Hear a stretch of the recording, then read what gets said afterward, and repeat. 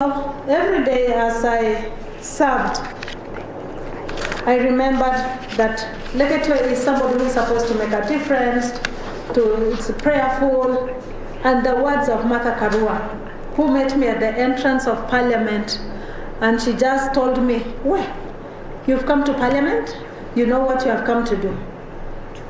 5 years, but don't count 5 years, it will look long. I remember her words up to today that she told me, serve every day as though it is the last day you're being their MP. And so every day I serve and say, what happens? And so to you, HR, when you leave that seat, please, and I tell my staff wherever I go, I say, when you reach the door, look back and say, I've left that seat. One day somebody else will sit there. What will they remember of the person who sat there? Because it's by God's grace that you'll go and sit on that place tomorrow. That might have been the last day you're sitting on that seat. What difference did you make when you sat on that seat? And so my performance was, well, such that after 5 years, women who stood up were saying, we want to go and work like Leketwe. And I'm sure up to today, people still say, I want to work to go to Parliament and make the difference like Chebik Limo made. What about us? When you leave that seat, when after 5 years or 3 years we have change of, you call them council members, what will be remembered on the seat that you used to like sitting when we had a board meeting? What will be remembered? If you are civil servants, it means you get transferred all the time from ministry to ministry. What impact do you want? And it goes to now what we talk about mainstreaming. When we talk of mainstreaming, to make it in a language that people can understand, stream is a river, and bringing everything in the middle so that it is flowing in the stream. What about you, my dear sisters over here? You are in the mainstream, flowing downstream, like a leaf being carried by water. Will you be remembered? No. What do you want to be remembered for? I remember before coming to Parliament, I used to say, at my graveside, there must be something added to it. Not just another just msalaba imeka hapo. No, there must be something added to that. So, as much as we talk about mainstreaming, what footprints will you have left? You can say, I am not going to flow like the leaves being carried down the stream of HRM. I want it to be known that once somebody walked here. I used to tell myself, and I kept on reminding myself, that the day my community will write their history, they must say, once upon a time a girl walked in this land. And I know my Margaret community up to today still know that I walked their land. I campaigned on foot, walking everywhere, every village. That is what happens. Now, come to us here. We know that as HRM, as career women, placement and progress, there is always biasness. And that biasness, I think let us take it positively. Here, there are fewer men than women. And when it comes to HRM practice, we are told all the time that, there are more women than men. Ladies, let us excel in it so much that it becomes an enviable position. And these men, once they know it is enviable, I'm telling you, they'll be coming for it. Because when they see we are becoming famous, popular because of the work that we are doing, they will also say, why can't we do that thing? And in the process, we shall have gender equality. Hello, are we still together? Yes. Okay. We know that the workplace standards have not been really equitable, but as mothers, as women, we can make it equitable, and we are the ones to make it equitable. You are the ones to ensure that our country gets the not more than 2/3 gender in the workplace. You are the people to ensure that there is the face of Kenya everywhere.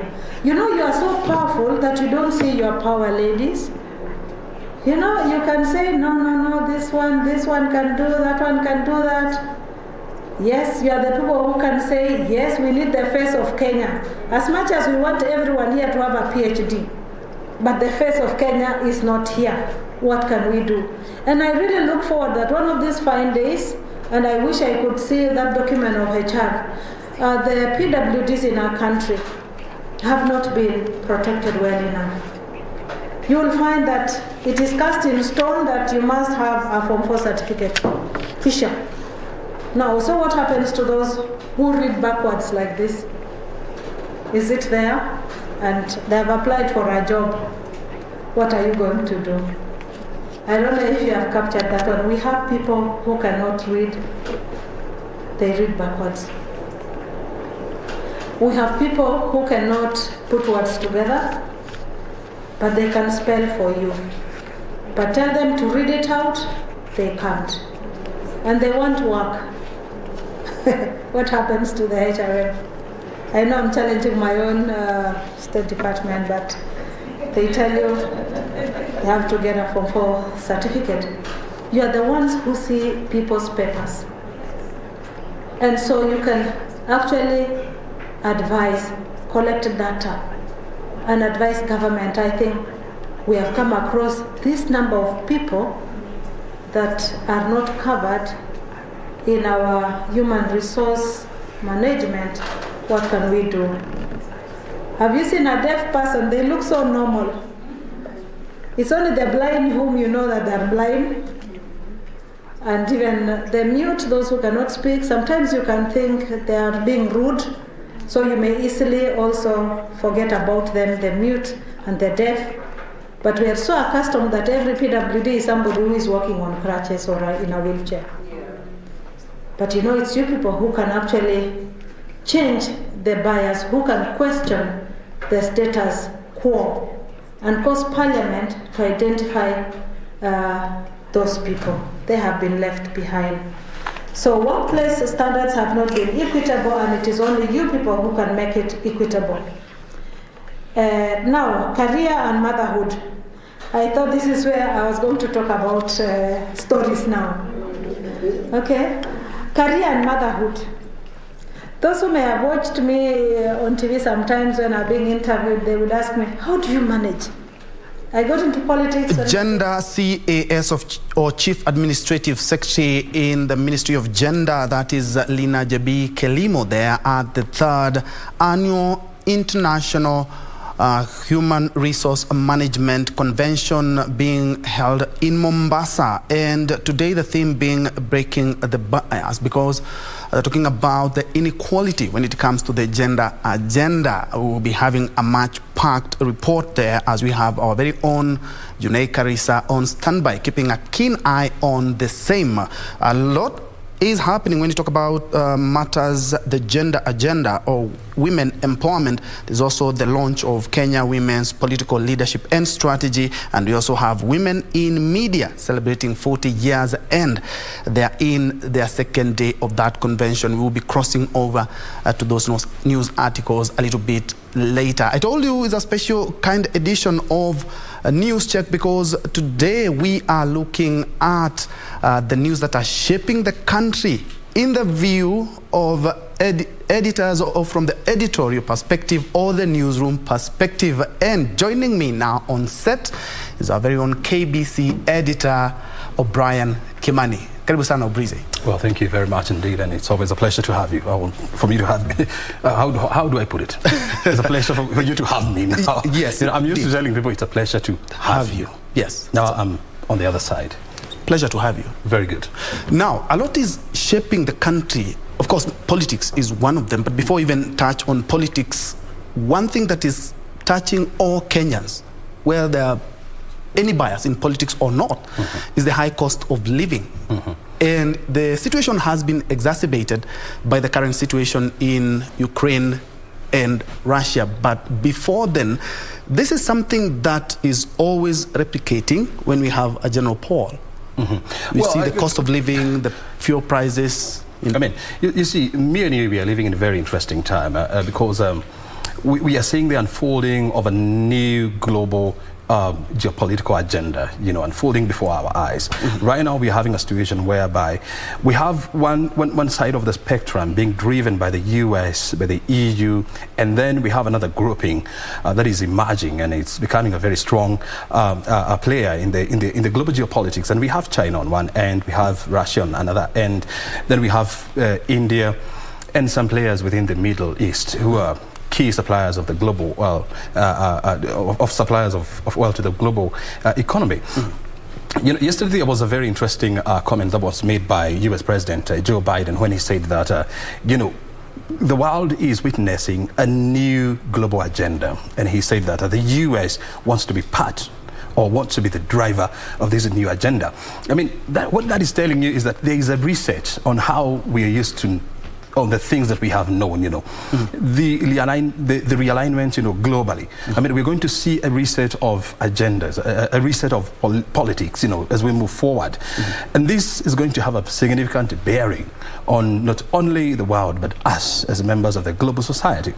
And look, for you to understand how the whole world is now a conglomerate of interconnected web, just look at what is happening in Russia and Ukraine. You're talking about a country that is more than 6,000 miles away from where we are. And the war that is happening, or the conflict that is happening in those two countries, is having a major bearing on the cost of wheat in Kenya. Very soon, you're going to buy, I know you love chapatis because I work with you and I've seen you interact with chapatis on many occasions. It is going to impact on the cost of chapati that you consume. It is going to impact the cost of unga, and it's also going to impact the cost of transport, because the two countries combined, they supply the world with about 30% of the global wheat demand. That is a significant portion. Yes. As a country, we import about 80% of our wheat needs from Ukraine and Russia. Now, the two countries have cut supplies to the world. So what is going to happen is the other parts of the world, because as you know for sure, wheat is the second most important crop in the world after corn. And so what is going to happen is that the rich countries are going to hold huge stocks of wheat. And the other countries, is because the prices keep rising, and perhaps they want to make a killing on the same. You see, basic economics will tell you that if you have fewer commodities in the market, then you expect to see a significant price surge. So what is going to happen is that, yes, there will be very small pockets of wheat in the global market, but it will be very expensive, to a point that developing countries or poor countries will not be in a position to buy. So that will have an impact, and already we are seeing this. If you go to the supermarket today, a 2 kg packet of wheat that was going for how much? 129 yes. Shillings, 3 months ago, now is going for 180 shillings. So what is going to happen is a lot of people will stop consuming wheat-related products. Okay, those who can afford will still continue to afford to buy things. But what will happen is that in Kenya, by the way, wheat is also the third most consumed product after maize, potatoes, and then you go to wheat. So what will happen to those people who consume wheat on a significant portion on a daily basis? So those are the issues that we need to start asking ourselves. About 2 weeks ago, we saw, the Energy and Petroleum Regulatory Authority increasing the cost of diesel and the cost of petrol by 5 shillings. And we started feeling the impact of the same, the same day. I remember the following day, the Matatu Owners Association said they were going to hike, the cost of transport fares. Which is another burden for Kenyans as well. It's going to be another burden. So if Kenyans think that they have seen the worst, if this war in Ukraine delays for more months, then it's going to be a very, very tough situation even for us going forward. O'Brien, let's look at the oil that we have here in Kenya. Is there a way that we can subsidize? We sell all our oil and then buy from the international market. Could there be a way that perhaps we can have some oil here in Kenya to try and subsidize the prices? Because not only is the oil and the oil product expensive, it's also bringing the cost of living of everything. I mean, you see, let's first of all put things into perspective. We don't have oil because, you know, the oil in Turkana, we are yet to embark on a commercial production of oil in this country. So we did a little bit of trial. We did a bit of pilot project. I think it was in 2019. And since then, there was a retreat on the side of investor to go and now map their resources and see what kind of investment is needed for them to invest in the Kenyan upstream oil industry. So as we speak for now, we do not have oil that we can call our own. The oil that we have is underground.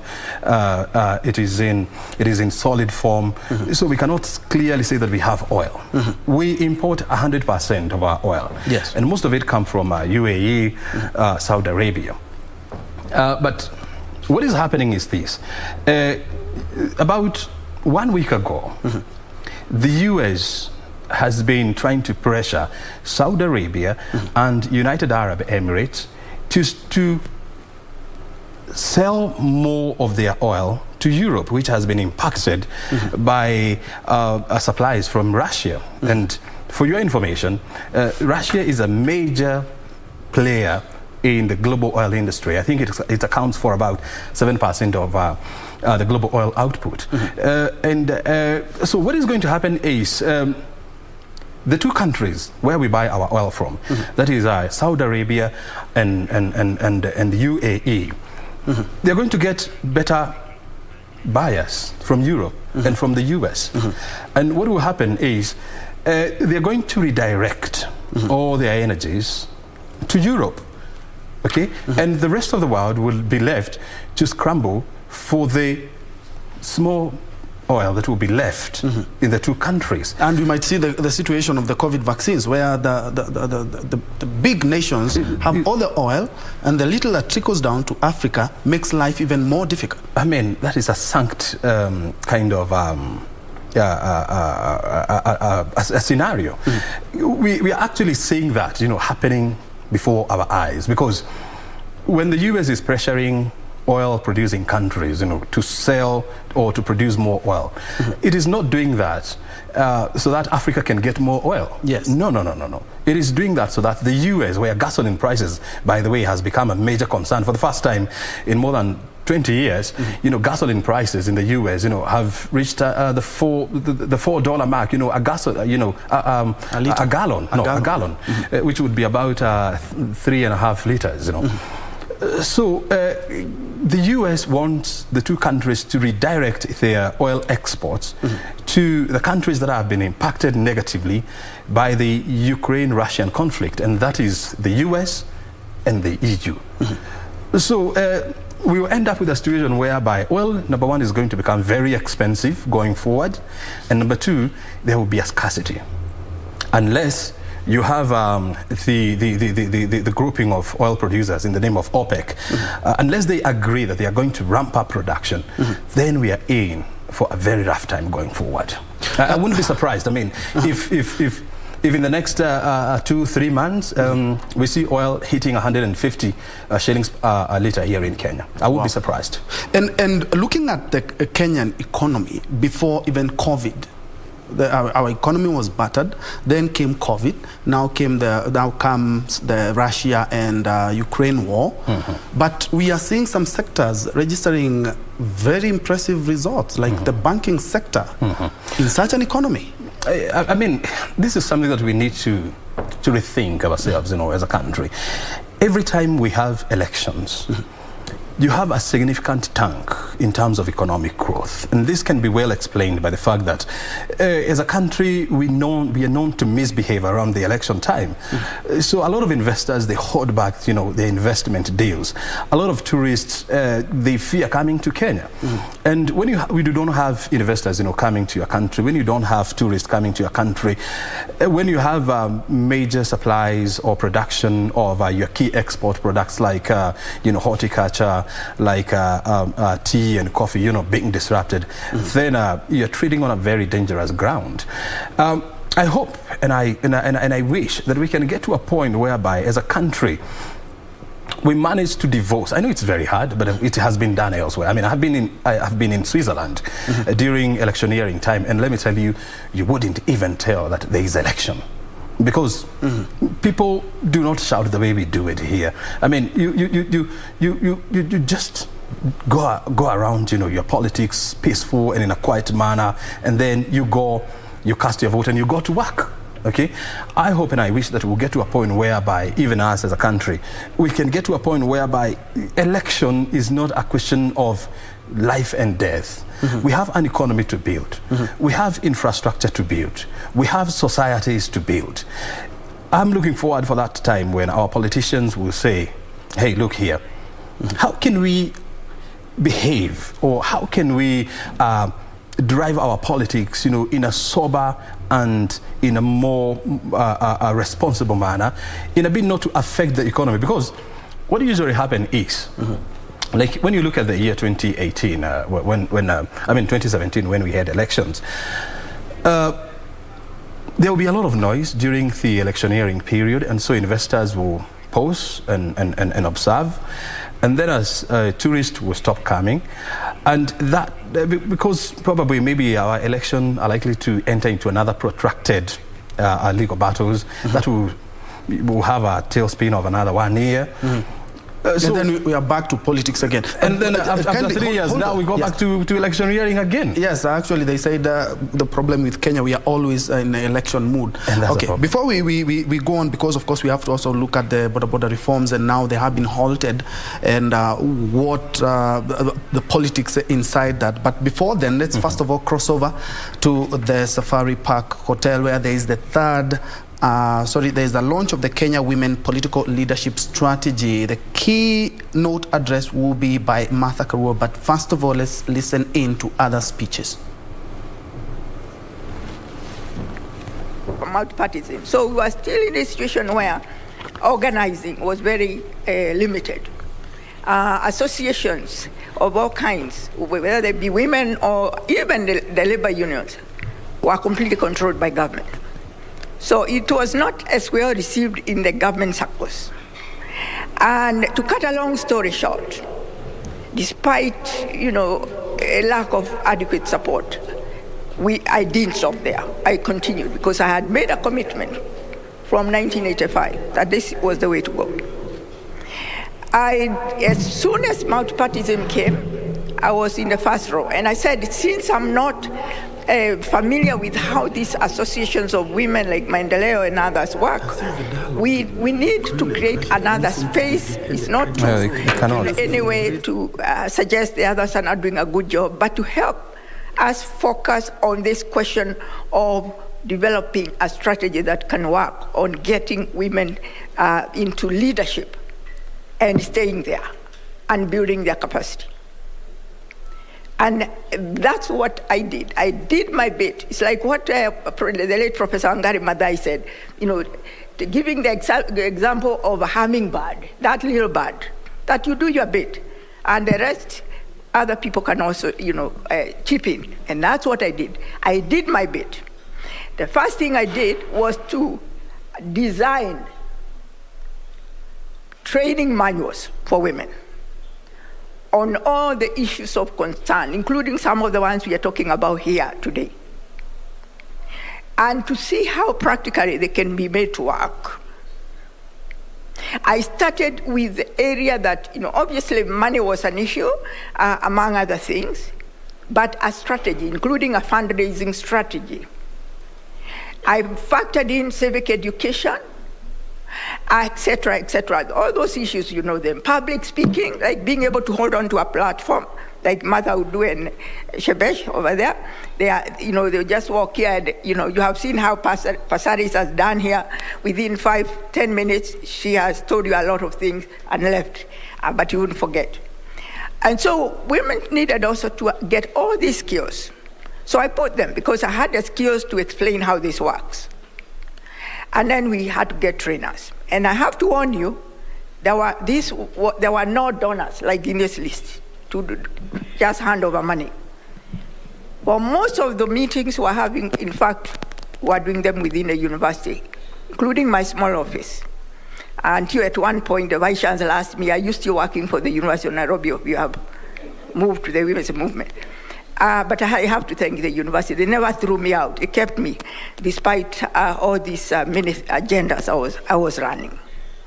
So that is now the second leap into the unknown.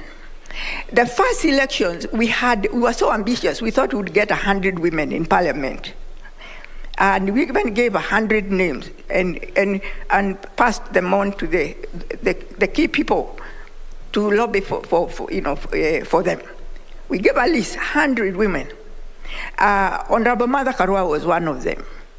And so was Charity Gilu and all the women, Beth Mugo, they were on that list. And we were very daring, and we went and presented it. Said, at the very minimum, this is our list. But we did not just sit there. We also coupled that with, a strategy of civic awareness, because everyone was civically unaware, even about their rights, let alone, issues of raising money. And those from Nyanza, just to give you an example, would probably know a small place in rural Nyanza called Pala. Pala. At least that's the name I remember. I remember us taking piki, boda, because there was no other way to get there. And women were so kind, we slept in their homes. As we waited for the morning so that we can spend the rest of the day doing training. That was our typical budget, and we spread out, and we were very few. We were harassed by the police. They would come and say these things are illegal, but we would still go on. There was determination. And at the end, we didn't succeed in getting all the women in for that particular election of 1992, but we managed 6, one of whom is seated right here, Honorable Mother Karua. Why can't you clap for her? Mother has been one of the people who gave us the encouragement to continue. She has fought very many battles along with Charity Gilu. Against all odds, they never give up. And that's what I want to encourage even now, the aspiring women candidates. If you go in and you are bashed once, don't run away. That's a mistake you make. Use that as a learning experience. And say, next time I'll do better, I've learned 1 or 2 things. Don't rely entirely on money. Look for other ways. And Mother Karua is here, she'll tell you. Because I know money has, she was never with a lot of money. Because to get a lot of money, you know how you do it. And you have to have certain types of principles to do that. But Martha was leaning in another direction, which I highly respect. And Rachel, it's not because I don't think it's just because I was with her longer and I know her story better.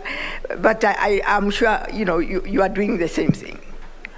And so, ladies and gentlemen, this morning, we, apart from, the issue of training and that initial, push, commitment, dedication, and not giving up was very, very, very important. But I was also a little bit like Mother Karua. Sometimes I could be quite harsh in the words I would use. Because one of the things I told women from the beginning, and I would do so now again, is that you have walked into an environment where you need to develop very strong shock absorbers. Because the terrain you are moving into, no matter what you do, you'll not just find some bumps. There will be very deep potholes, you might even sink. And so strong shock absorbers, not Ovarioka, yourself. Women there are being urged to seize the political moments and go for those political seats in the upcoming 2022 general polls. One of the keynote addresses there, live from the Safari Park Hotel during the launch of the Kenya Women Political Leadership Strategy. We will be getting more from our reporter Ruth Wamboi in our 1 p.m. and subsequent bulletin. Just in case you just joined us, this is KBC News Check, and today we are looking at the issues shaping the country from the editorial perspective, or the newsroom perspective, and we have KBC editor O'Brien Kimani there. And before we crossed over to Safari Park, we were looking at the high cost of living and how it's going to affect us, especially now we have the Russian war, we also had COVID, we also have our elections, but also we were also to look at the reforms in the border sector, something also being also affected by the recession that is there. Yep. And did we put the cart in front of the horse? I remember the CS Matiang'i talking about the industry did grow much faster than the reforms themselves. Yeah, and they started an ambitious program to streamline, and then kind of stopped. Yeah, and even before we jump into the issues of border, I mean, it's a hot potato issue. But let's first of all put a cap on the issues of election. And as we were discussing here, I mean, as a country, we are always in electioneering mode. And I was telling you that you know, after having the election in 2017, then you know, there was that dispute that went on up to 2018, you know, before the handshake.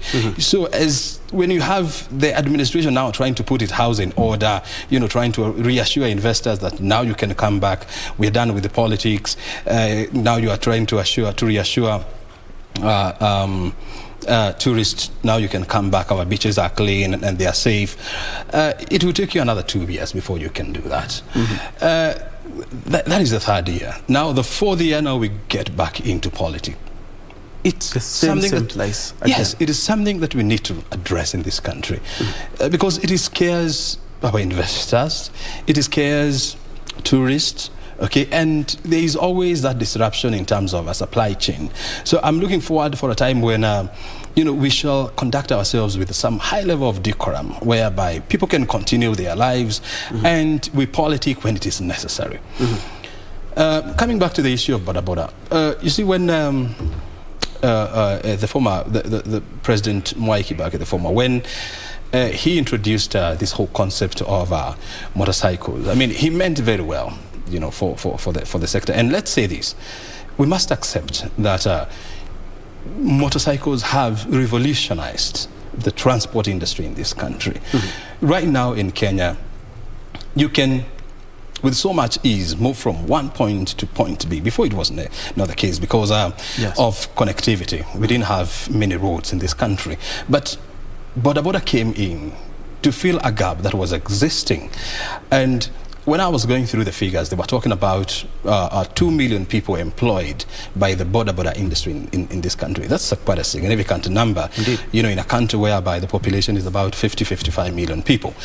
I was also seeing, you know, the numbers that was coming. I think these numbers, they are yet to be proved by the Kenya National Bureau of Statistics, which is the official statistic agency in this country. But I have heard the numbers about borders, you know, contributing about 2 billion shillings to Kenya's economy on a daily basis. You know, so did they say 2 or 1? 1 point something billion. 1 billion. Let's even take 1 billion. So per year, that's about 365 or 366, you know, depending on the year.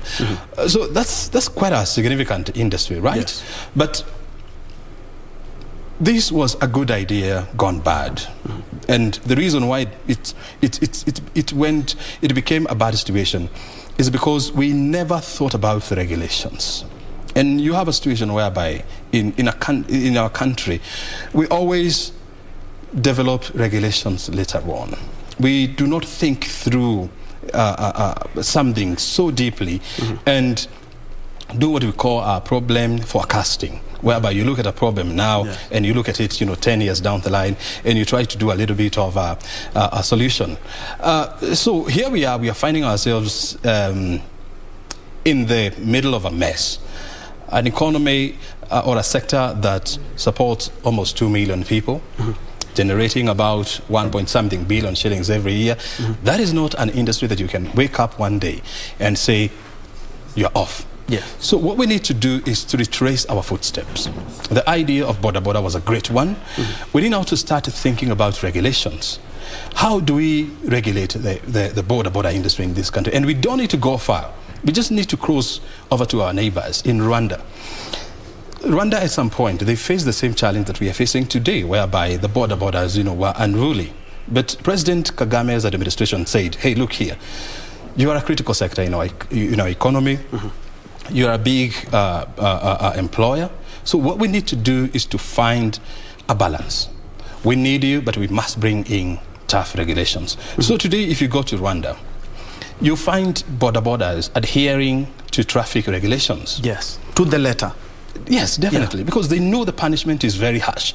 And you see they are grouped into what here we will call them circles, but they are grouped into regions whereby a border, let's say from Westlands, the rider will wear different colors, different name, and different number, assigned to a specific border, and that is registered.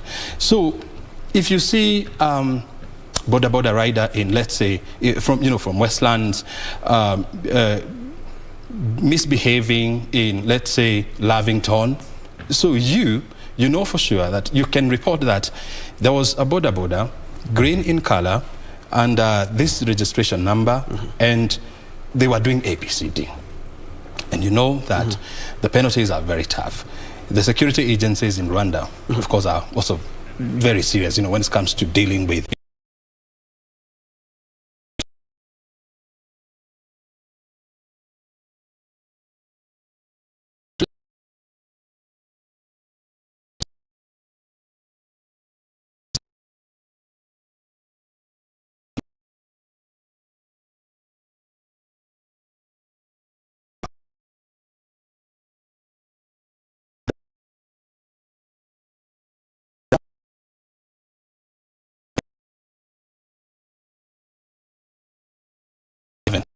but they haven't. I mean, we are yet to get into the political mode officially. Yes. But look, we've been politicking since when? I think 2017. Remember Tanga and Kieleweke? So the last 5 years we've been politicking, but officially, the law says that the official politicking period is supposed to be three months before the election. I mean, I know you're better off. You know these things better than I do. But look, this is what we have been doing. But this is what I'm saying. We are going to see proper realignment of political sides and political movements 2 months to the election. Right now, yes, it is very hard to say who is ahead of who, or which grouping is likely to carry the day. But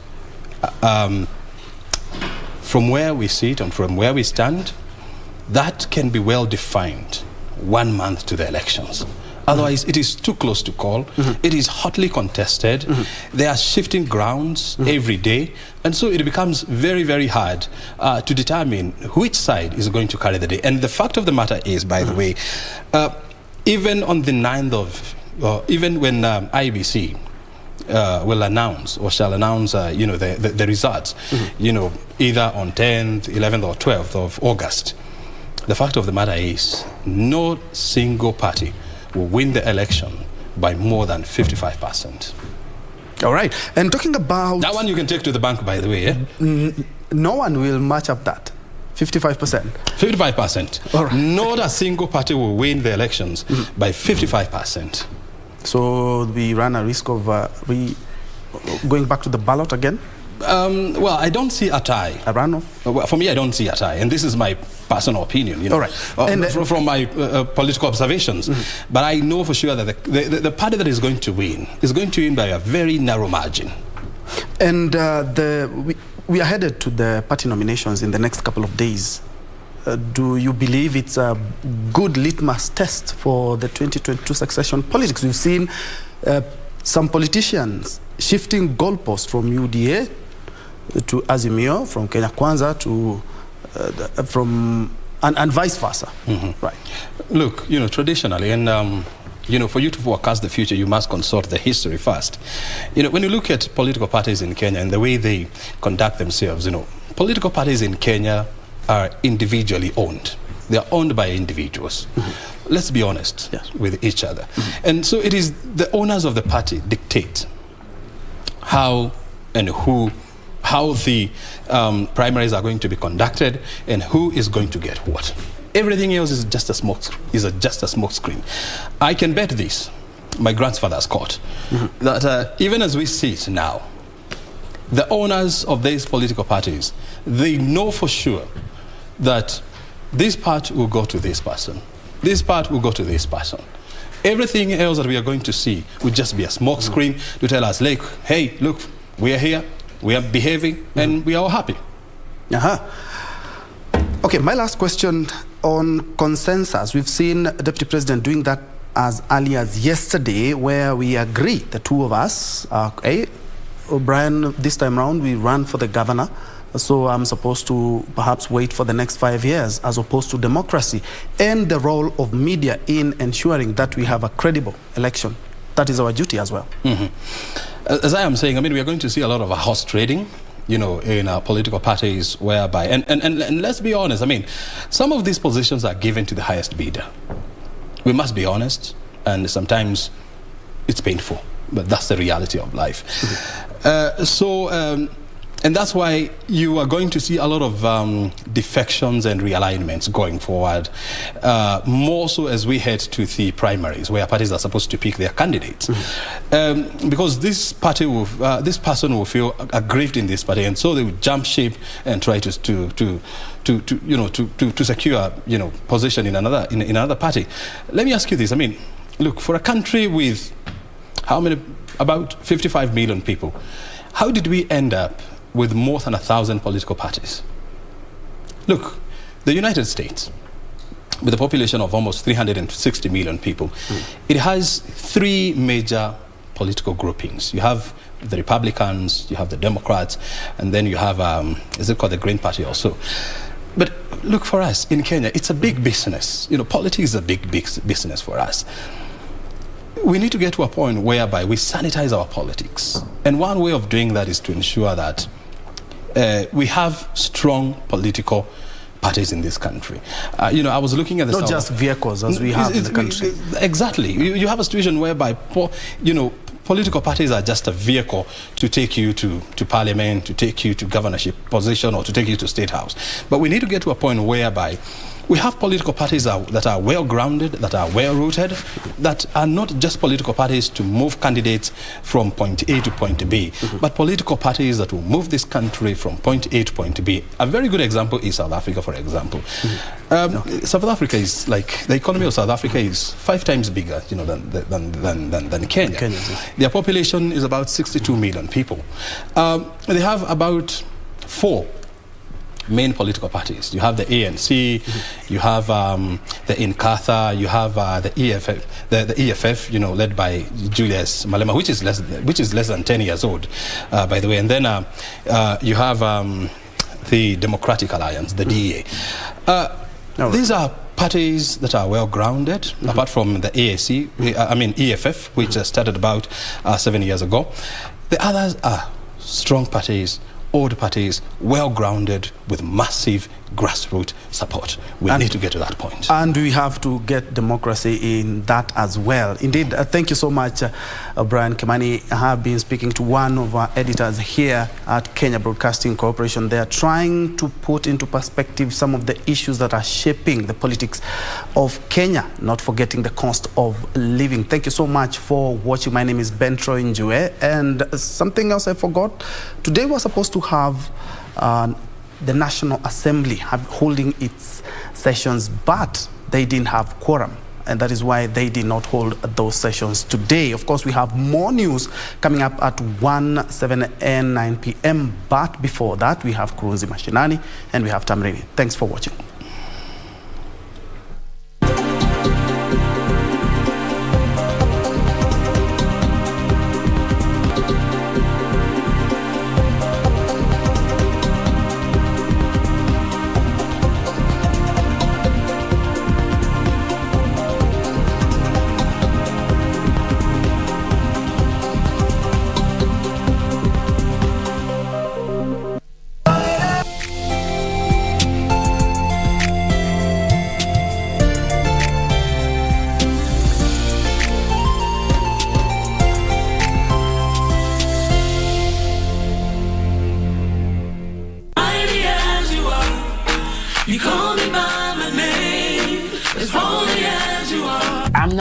good enough to be a mother. I'm turning into my mom. I was thinking, I'm losing my mind. I'm going to end up losing my daughter. My mind was spiraling just that fast. I was like, I'm losing it. Like, I can't get it together. R&B's Prince of the Love Song. We often joke because Kenny has been singing love songs for the past 25 years. I host a show called Divorce Court. I know. So he brings people together and I tear them right apart. Police arrest Anthony Ray Hinton, the man they believe committed 3 armed robberies that left 2 restaurant managers dead and a 3rd wounded. After serving 30 years in prison for a crime he didn't commit. I hated those men that did this to me. Holy as you are, I am adopted as your own. As mighty as you are, you call me by the name. With over 2.4 million operators and a network that covers the entire nation, the Boda Boda subsector has revolutionized transport experience in Kenya. The good, the bad, and the ugly. The Boda Boda story. This Thursday on KBC Channel 1 News. Don't miss the Boda Boda story, a real story of our times.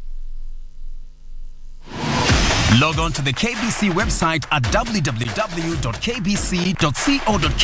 to get the latest breaking news, entertainment, sports, politics, lifestyle or business trends from Kenya and around the world. Never miss new episodes from your favorite TV shows, reruns and movies.